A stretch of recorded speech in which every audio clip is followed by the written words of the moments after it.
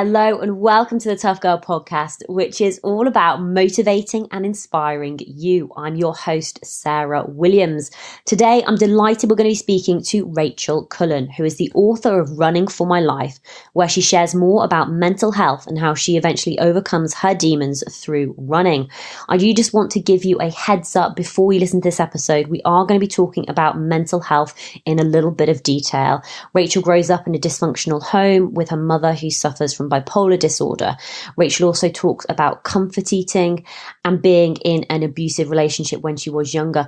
Although we just briefly cover these topics, they are there. So please just make sure that you are in a good place yourself before you listen to this episode. It is a positive episode as we do talk about how Rachel turned her life around, how running helped her to do this, and how giving birth to her daughter gave her a new sense of purpose.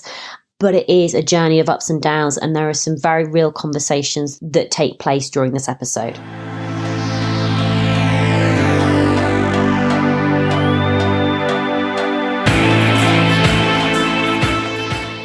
Hi, Rachel. Hello, Sarah. Hi. How are you doing? I am fabulous, thank you. How are things with you? Yeah, they're great. I'm excited to be on your podcast eventually after nagging you for so long. No, I was going to say don't say that, because I always feel really bad because it's like, yes, I do want to speak to you. It's just I can only interview like 52 women a year, so sometimes my list just get longer and longer. And women I was talking to in like 2015 are still coming back to me. I'm like, I'm so sorry, I'm so busy. Well, listen, just to say, to be one of the 52 selected women that a part of your Tough Girl podcast is quite a feat for me. So I'm chuffed to be here talking to you. Oh, thank you. So Rachel, just tell me, where are you based at the moment? Yeah, so I live in West Yorkshire. I live in the I'm very fortunate, really. I live in quite a rural, deliberately so. I live in a rural part of Halifax. So that's sort of people who, a bit like myself, are geographically sort of inhibited, let's say. It's somewhere between Leeds and Manchester in terms of cities. So I'm sort of tucked away in the hills, and I'm actually in my attic study at the moment. So all I can see are sort of treetops around me. So it sounds quite idyllic, and actually it probably is. Oh, it sounds very relaxing and nice. So Rachel, tell everybody a little bit more about you. How would you introduce yourself? I'm 39. I'm a runner. I'm a writer. I've recently written and had a book published. The book is called Running for My Life. That was published in January this year. The story is non-fiction. It's based on my real life experience of sort of growing up and suffering from myriad mental health issues, ranging from bipolar disorder to body dysmorphia, very low levels of self-esteem, and sort of the journey that I've been on to sort of grapple with that and to sort of find myself in it. It sounds a little bit tree huggy, but to sort of find myself through the midst of that confusion. And one of the ways the main way actually that worked for me was the discovery of running, and that sort of changed my life in many ways. I'm sure we'll come on to that. But yeah, so that's me. I've got a background in various guises. I was a commercial litigation solicitor back in the day. I've run my own business. I left law, ran my own fitness business. Ironically enough, that's in the book, for a number of years. And my real job, as well as the writing, because I have an agent and I'm continuing to write, I work for a charity. So I run a volunteering project for a local charity for 2 days a week. So that keeps me grounded and not like some airy-fairy sort of authory type floating around the hills. So I do have a real job. I've got a daughter. I've got a little girl called Tilly, and we've created this life for ourselves. So that's sort of me. Oh, fantastic. That was such a great introduction. And there's obviously so many different things I want to talk about in there, especially regarding mental health. It's such an important issue that we do need to talk about more, and also how you found running. But let's go back to when you were growing up. What was it like growing up for you? Were you from a sporty family? Did you have any siblings? Yeah, well, a very simple answer, Sarah. No, I wasn't from a sporty family. And in the first part of the story, as it's written in the book, is really relating to my mum, who suffered badly with mental health issues. Now, back in the 80s, it just was not, it goes without saying, it was not the sort of it was not the society, it was not the place that we live in now, whereby, we're able to talk about these things. It just was a taboo subject. Nobody ever spoke or heard of depression or manic depression, or bipolar didn't exist, I would imagine, back then. I don't know when it came into its own, but yeah, I grew up with a mum who suffered badly with mental health issues, and I sort of absorbed her sadness as a very young child, and I write about that experience, and I write about the sort of the balance between nature and nurture, sort of how much of this is hereditary, because there is a hereditary link here. There is a hereditary pattern to certain depressive illnesses, that's without a doubt.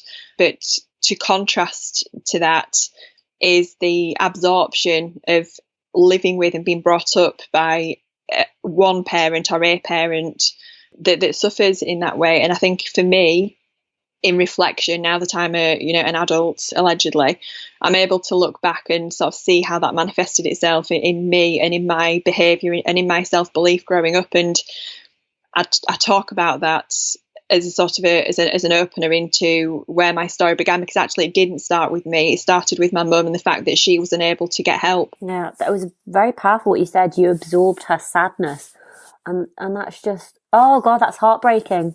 Because I'm just thinking of you, with your little girl Tilly, and for other parents out there, I'm sure it's the last thing that you'd ever want to impart onto your child is sadness. You just want, health and happiness. Just to jump onto the back of that, because it is a really important point to mention here, Sarah, and it's this: it's not because my mum, she would fall over herself to make sure she demonstrated in the ways that she was able to, that she loved us. I wasn't brought up in a loveless family. She adored myself and my sister. I've got one older sister.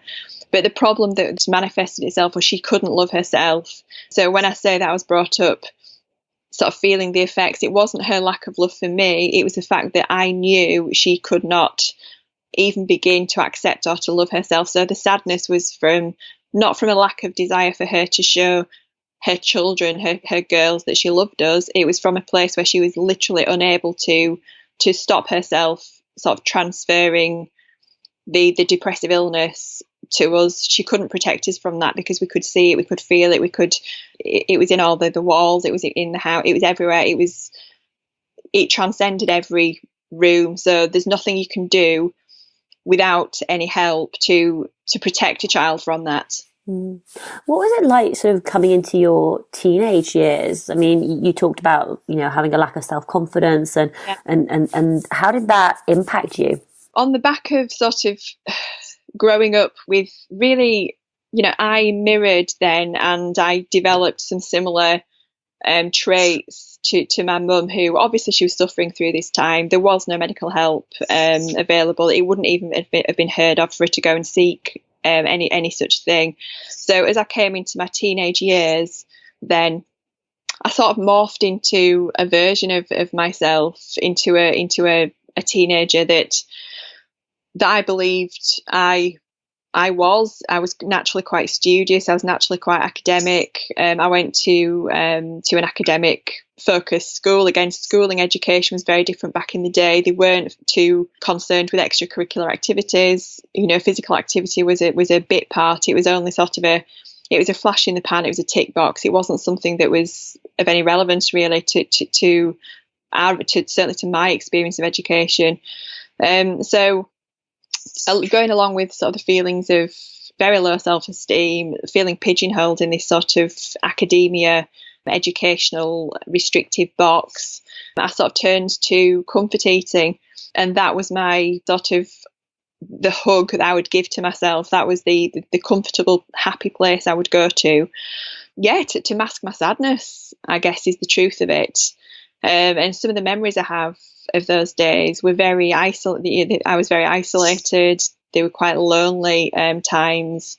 And I remember distinctly sitting watching the television in my bedroom. So again, it was very sort of insular experience, and literally melting a Mars bar against the radiator next to me and sort of licking this gooey modge off with my fingers. And I laugh now because it's just a ridiculous scene.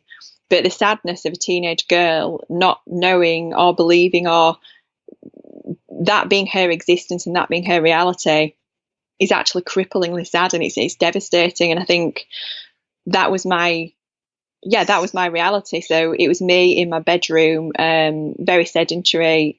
Activity sports was not on my radar at all, but instead comfort eating was, and that's sort of where I was at. When did running start to enter your life? So quite a few years. So yeah, skip forward then to when I was about 17 years old.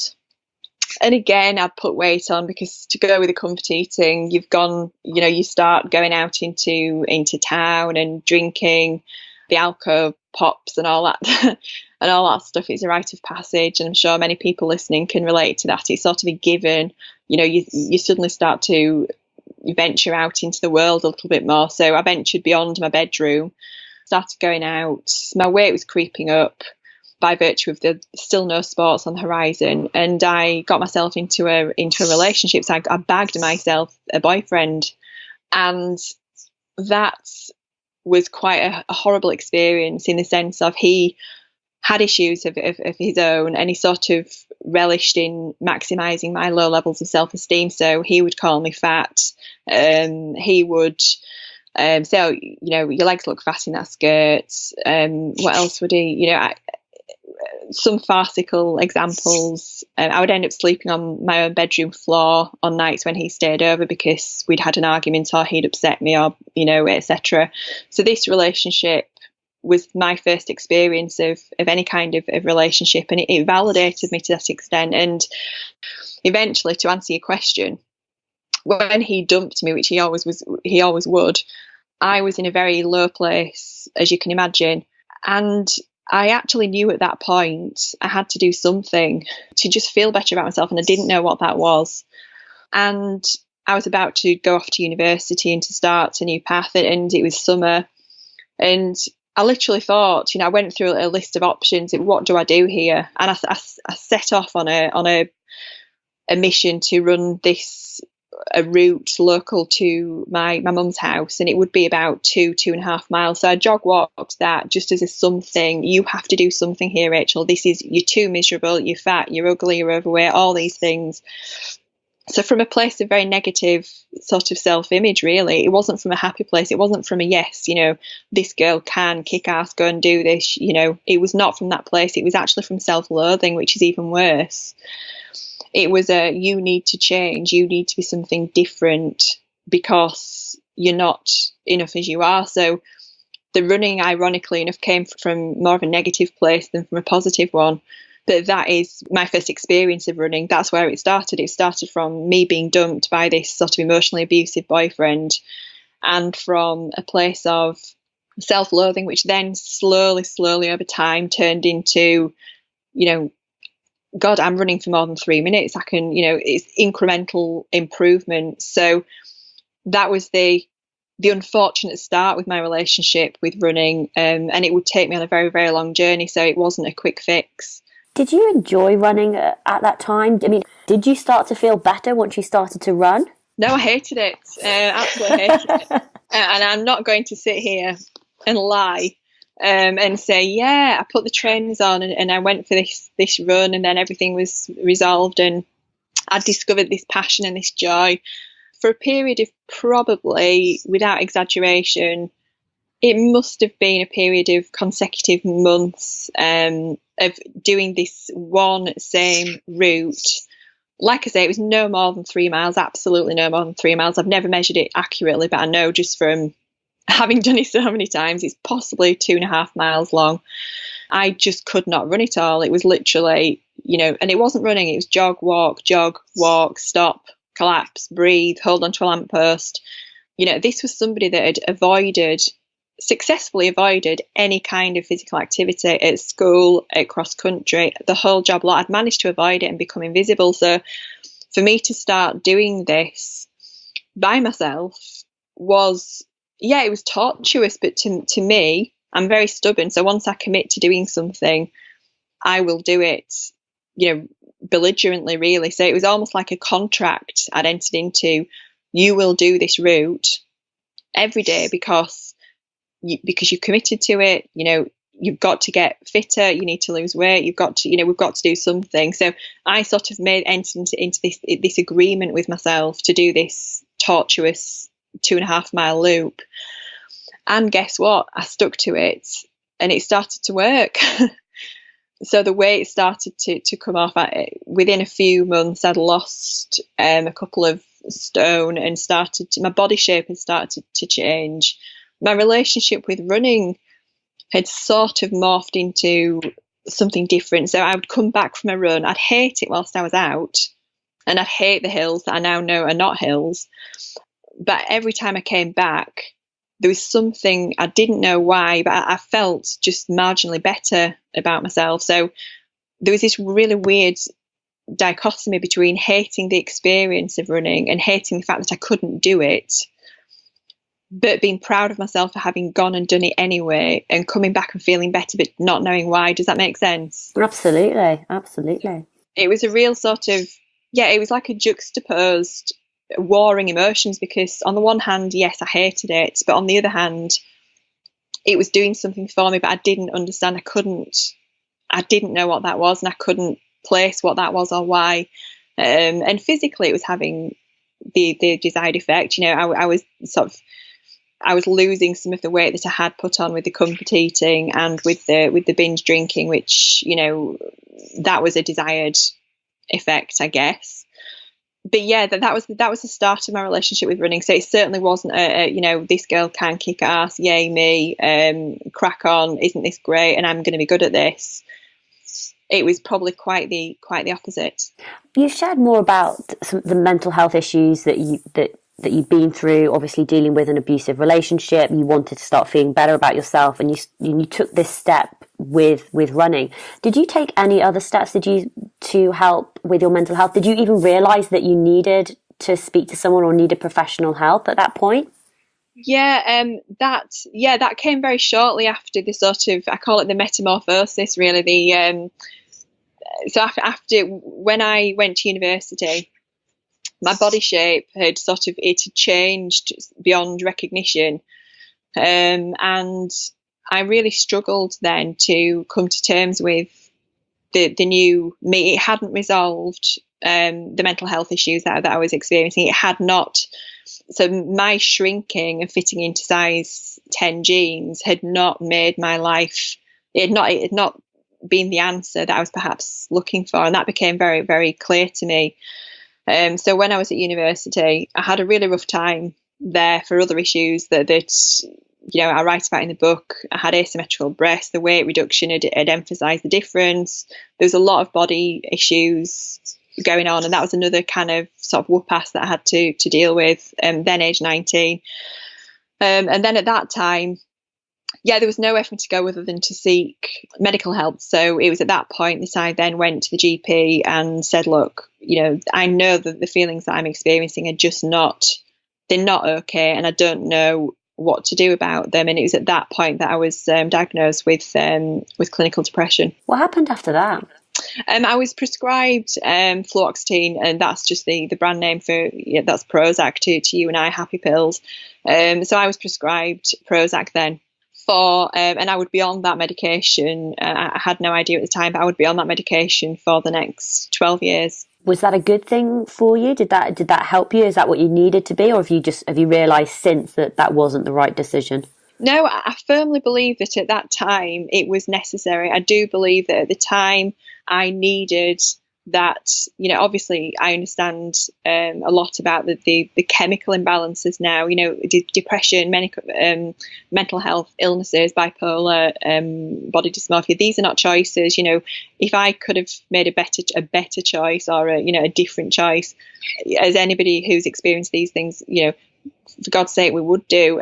So at that time, I firmly believed that I needed that medical help, and I firmly believed that my serotonin levels, they perhaps needed balancing out. I'm sure that was the right thing to do for me at the time. Now, there is a different question as to how long I needed to be on that medication, because as you then fast forward into my further into my adult life. I'm not convinced that I needed to be on it for the period of time that I was. And in fact, I've since proven to myself that I didn't need to be on that medication. And I've now not been on it for 8 years by virtue of my having my daughter and setting myself the goal to run the London Marathon, which for me was a huge goal. And it catapulted me into a different lifestyle, into a different way of living, and into setting different goals that have enabled me to live, with confidence and with self-belief and without medication.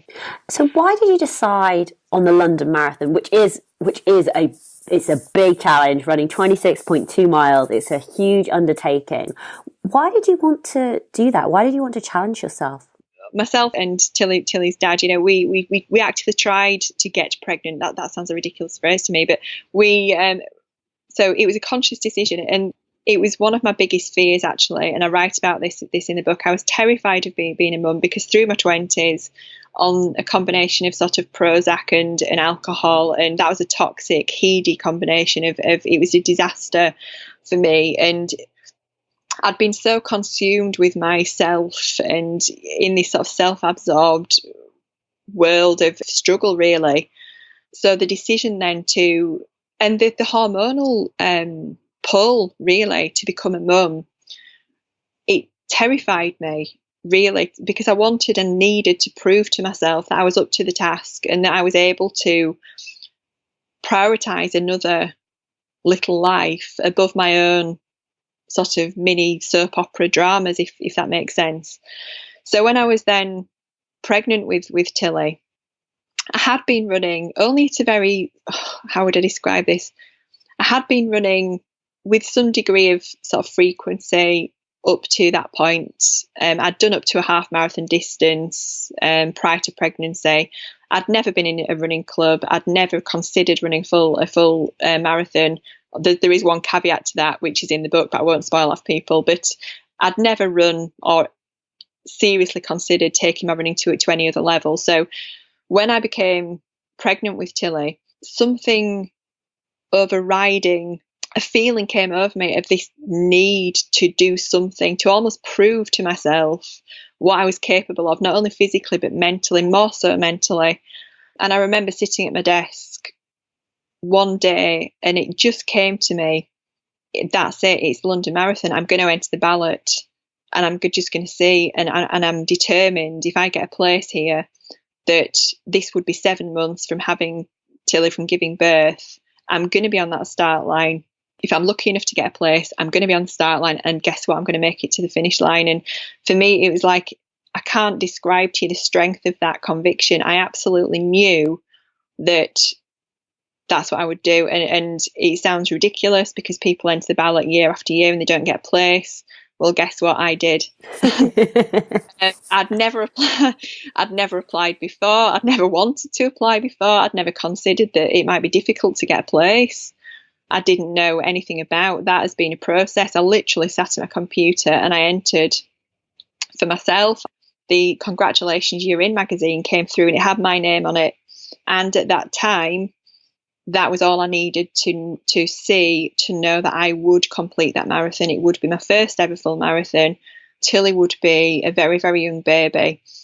She was about 6-7 weeks when I started out on the training for that marathon, from sort of a 5k distance. And I talk about the experiences of those different races in the book. And that was the catalyst for me of being free of Prozac medication and of finding just exactly what I was capable of physically and mentally. And it's a place that I could never have imagined was possible for me. How did you go about training for your first marathon? I made it up. Absolutely made it up. So I was not in a running club. I didn't feel as though I was a good enough runner to be in a running club. I'm sure many people who have self-doubts and who, oh God, it's a scary prospect. I'm not a runner. I can't join a club. I've got no idea what. So what I did instead was I got onto Google and I sought out some races of varying distances. Logic told me I'd need to build up my distances. So it was literally a case of, right, okay, I don't trust myself to do those distances by myself without any kind of measurement in place. So what I'm going to do is set a series of races that I'm going to enter. no idea what those races will be like, but I'm going to set a series of races I'm going to enter with increasing distances up to the point of the marathon, by which I should be sort of ready. So that was it. It's not the best marathon training plan, and I wouldn't advise it as a marathon training plan for anybody at all. But for me, in my sort of, I guess it was a solo mission for me. I didn't want or need, it was a very personal journey for me, and I wasn't at that time ready or willing to go along and share that with people in a club. I felt as though it was a really personal thing for me to go and do that. So yeah, I literally booked a series of races and sort of committed to that as a journey over the subsequent 6 months. How did you deal with the mental side of things in terms of, because it is running a marathon, there is obviously the physical element, but it's also the mental side of things in terms of, having that mental resilience, that mental toughness, but also having that self-belief in yourself. Was that something that developed over time as you did more and more races in the build-up, or was that something that you really struggled with? Yeah, I think a mixture of both, but I think, to be honest, Sarah, as hard as some of those, as many, if not all of those experiences and those races were, and putting myself on the start line and just struggling through them, and the honest account of some of those races are in the book, and I've written about them. But in putting yourself in those situations that are so far outside of your comfort zone, there is nowhere to go other than to build on your own self-belief, because if I can get through this, then maybe I can do the next next week's race. I've got myself through this. Do you know what? I finished it. And I think incrementally that just built up my emotional and my mental resilience. And it did show me, maybe more in retrospect, but it really demonstrated my ability to commit to something and to stick at it and to go through the toughest times, all of the times when you want to stop, all of the times when you want to pull out and say, do you know what, I just can't do this today, all of the times when you go home and you collapse in a heap and you've still got to be a mum because you've got a 3-month-old that wants and needs you. So I think you've got nowhere to go other than demonstrate your own strength just by putting yourself in that situation. So I think that just happened over a course of 6 to 7 months. So then when I did get to the London Marathon start line, and there were all sorts of concerns and worries and niggles, and I had a hip flexor issue in one of the races I'd done. That was very painful.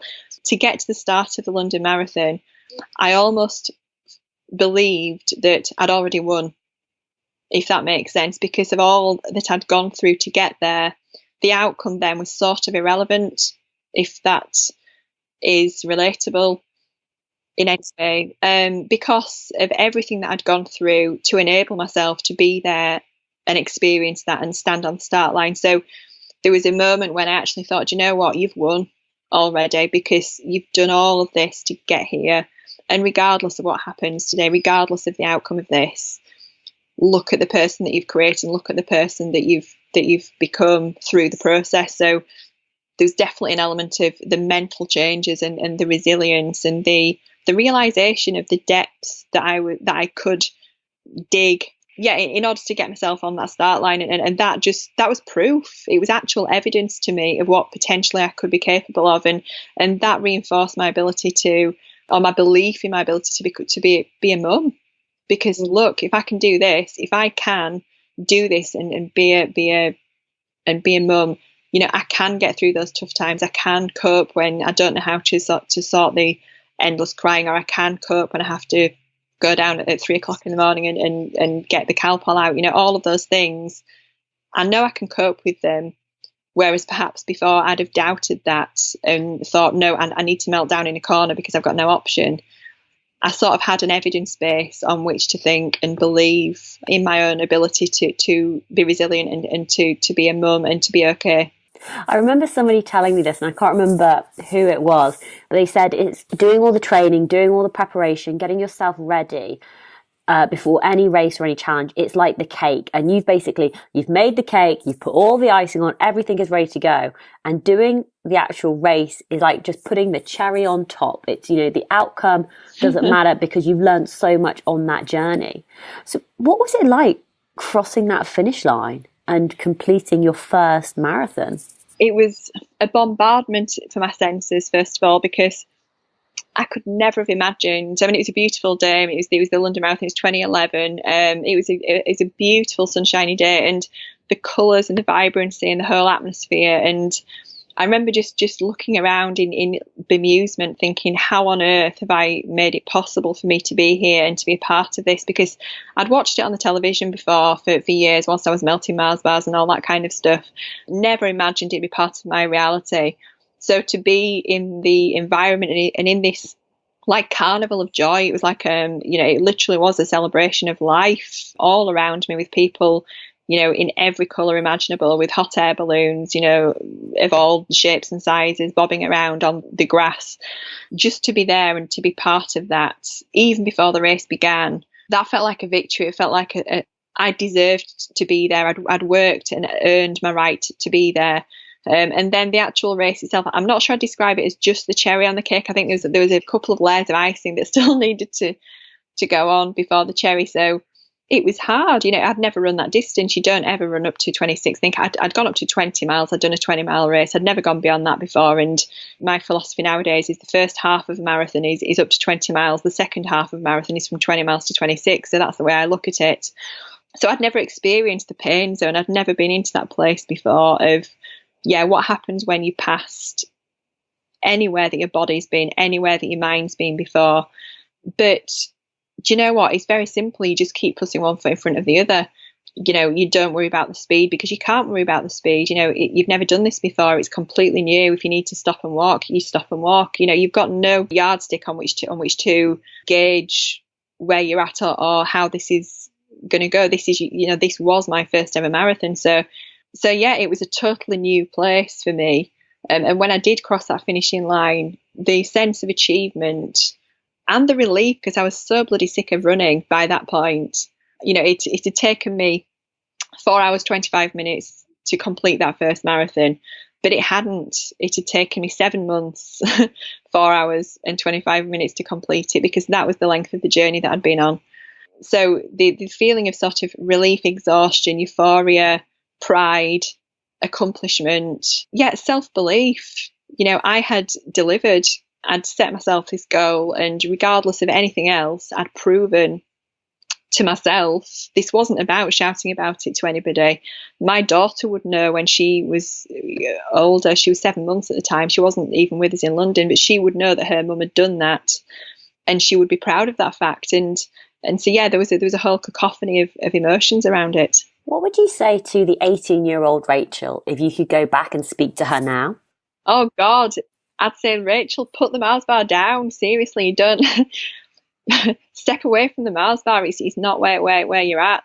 I'd literally grab hold of her and I'd say, look, you have got no idea of your capability. You've got no comprehension of the person that is inside of you that can come out. You have, and I'd be shaking her at this point, and I'd say, look, you've got to be brave, and you've got to go and find that person, because she's in there, and I promise you it's worth the fight, and it's worth the struggle, and it's worth the effort to dig deep and push past all of the self-imposed boundaries that you've put in place as to the person you believe that you are and that you can be, because you'll smash them, you'll smash through them, you'll run through walls, you'll achieve things that you'd never imagine possible.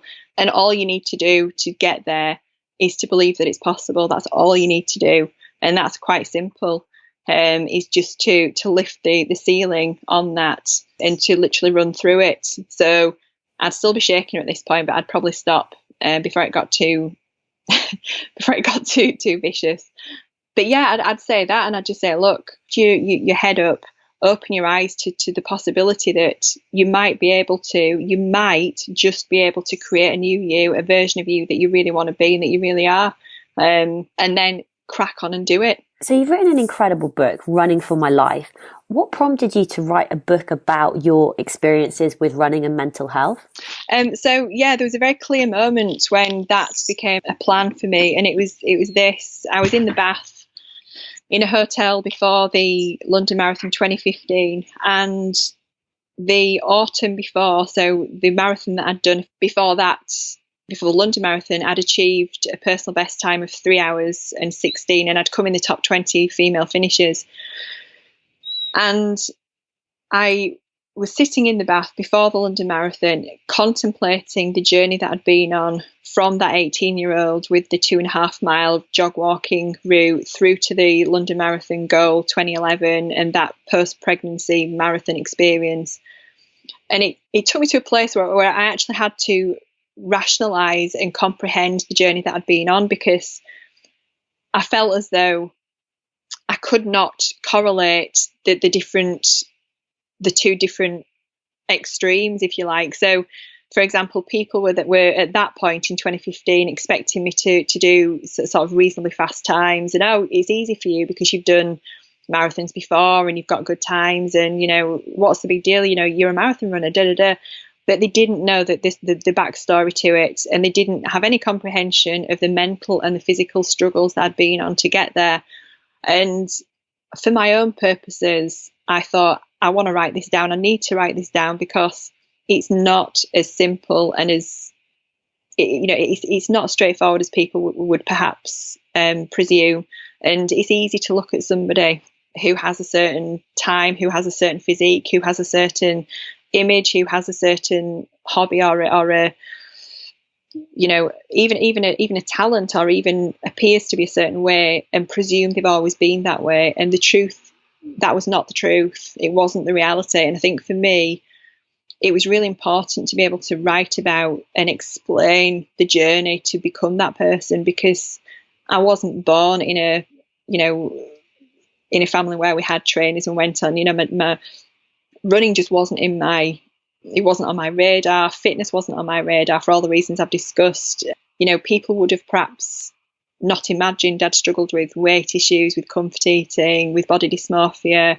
They may have not realised that I'd struggled with running for many years, that I'd been a very, very slow starter, that it hadn't been some kind of just overnight epiphany.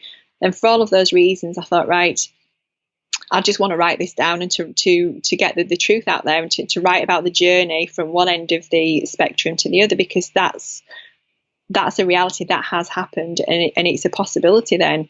And if it's possible for me, then it's possible for other people to do that. So it was at that point, before the London Marathon in 2015, that the book idea sort of took shape.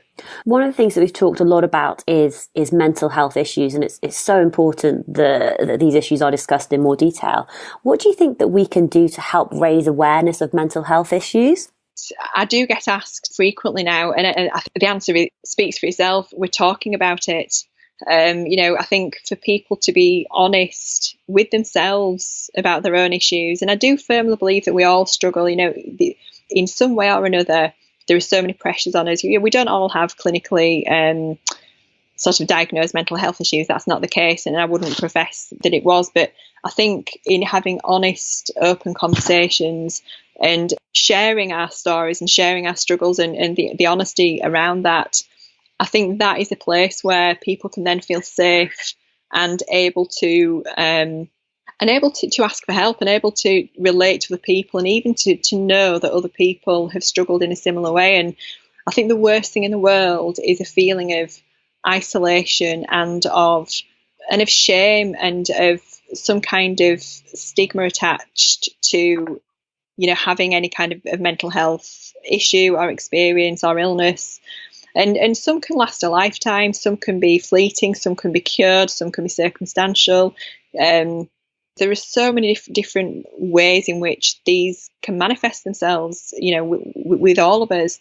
And I think for me, one of the big things on the back of writing the book is being able to talk about it openly, and to hopefully encourage other people to do the same, because if we can relate to each other in that way, we're actually more similar than we realise. And I think sometimes it's easy to look at an image of somebody, or to look at the social media and think, oh God, everyone else is having these happy, great lives, and they've got great bodies, and they're doing these great things. And actually, we're all very similar. We've all got vulnerabilities. And it's just in having those honest conversations and realising that, and not hiding behind some sort of facade or some pseudo persona, that we're all real people. And I think that is one way that I, in my small way, I'm trying to to have those conversations and talk about my experiences, because actually I think it would have helped me at the time. What would be your advice to someone starting out as a runner? So the advice I would give is, first of all, accept that you're going to hate it. That's the first thing. Just know that it's just not going to be, for the vast majority of people, if you're very lucky, then crack on, that's great. But for the vast majority of people, you're going to have to struggle, and you're going to have to work through some kind of pain barrier. And actually just to almost embrace that and think, yeah, some of this is going to be really hard, and sometimes I'm going to want to stop, and I'm going to need to stop, and I'm going to, momentarily think, what the hell am I doing here, or why am I even doing this? And actually knowing that you're going to be pushing yourself, all that is pushing yourself out of your comfort zone. All that is you expanding your safety zone, and your body is adapting, your mind is adapting, and you are adapting and morphing into a stronger, fitter person. So almost know that, and don't be frightened of going into that place, because in understanding that you need to be there and you can work through it, it's worth the journey, it's worth the effort, and it's worth all those mornings of going out in the rain and the sleet and the snow and all the rest of it. It's worth the pain. So I think I'd just say embrace that as a fact. Don't kid yourself into thinking, oh yeah, I'm going to do couch to 5k and it's going to be great, and I'm going to do the 5k and love it, and just have a reality check and think, actually it's going to be balls out hard. I'm probably going to struggle. It may not flow. I may not hear the birds tweeting and feel like I want to go and run and hug trees. That may not be my reality, but I'll feel infinitely better having seen it through and continuing with the journey. So I'd say, just, if nothing else, just be pig-headed and belligerent. What are your goals for running now? So I've just completed the Boston Marathon. I did that, and that was a great experience for me. That was obviously for the Boston Marathon, you've got to achieve a qualifying time to go and be a part of that race. We had monsoon conditions. It was incredibly difficult. It was the toughest conditions for 122 years, as it would be, because it was never going to be just normal, was it, for the one time I was doing it. So that was a very tough experience for me, but one that, again, it reinforced every reason why running is in me and why it's good for me, because you never know what conditions you're going to get. And you know what? You get yourself to the finishing line anyway. I've recently done the Leeds half marathon, but I think just for now, I'm focusing on, we're coming into summer. I'm going to get the bike out again. I think I want to balance out my running a little bit. The goals I've got coming up, I'm going to be doing the Great North Run. I'm going to be doing London Marathon. I'm already in that for next year. I'm going to be doing the Amsterdam Half Marathon later this year. But for now, if I'm honest, I'm looking over at my Boston Marathon and my Leeds Half medals, both of which I've got within the last month. And I'm sort of okay with just getting my bike out for a few weeks now. Oh, fantastic. And Rachel, where's the best place for people to find out more information about you and to follow along with your running and future goals? Yeah, the book, I guess. So the book's on Amazon. So that's obviously Running for My Life, Rachel Ann Cullen. And also, I do write a blog. I've not written a blog for a good few weeks now. I'm a bit behind on that because I've been writing a second book. But so the blog, all the blog posts are there from previous race experiences, and that's at rachelcullenwrites.wordpress.com. And I'm on social media. I'm on Written by Rach at Twitter, and Rachel Running for My Life on Instagram. So I'm quite transient, really. It's can track me down on those formats. Is there anything you can tell us about your second book? So it's going to be, where my first book ends is the London Marathon 2011. That kickstarted a running life for me. My times got faster. I did more marathons. I've done everything from the Dubai Marathon to, London. Is it 5 times now? So it kicked off a new path for me. So really it's the continuation of the story from where the first book ends, which was that first ever marathon, and it documents the progression and the journey and the pitfalls too. I did overtrain, I did become injured. I had a period of time when I struggled mentally with that. The body dysmorphia reared its ugly head again because I was unable to run as I had been doing. So again, there are ups and downs. It's not just yay me, I'm running off into the sunset. There have been some other issues along the way.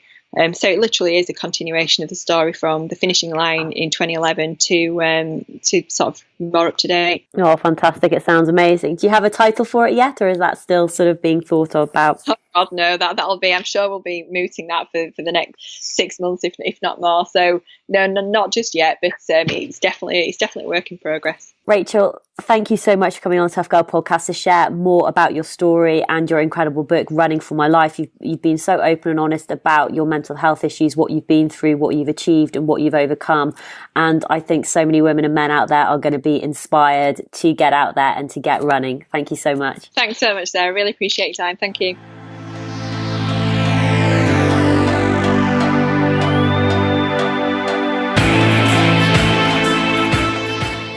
Hey tribe, I hope you are well wherever you are listening to this podcast, whether you are commuting on your way into work, whether you are out running or you're just pottering in the house. Thank you so much for listening to the Tough Girl podcast. I really do appreciate it. Please do go check out toughgirlchallenges.com for all of the information on the show notes, and there will be links to Rachel's book as well.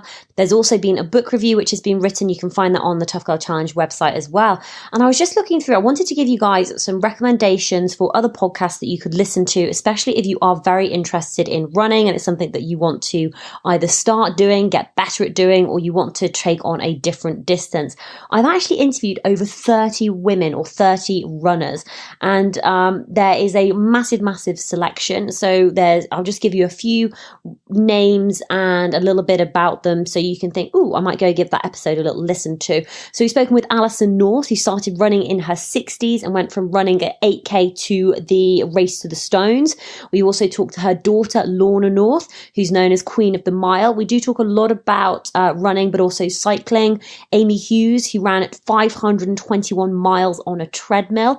I've also shared my story about running the Marathon des Sables, so 6 marathons in 6 days across the Sahara Desert. We've spoken to Celine McCall, who was a married mother of 2, who also ran the Marathon des Sables in the same year that I was doing it and ended up coming, I think, the first British woman. Absolutely amazing.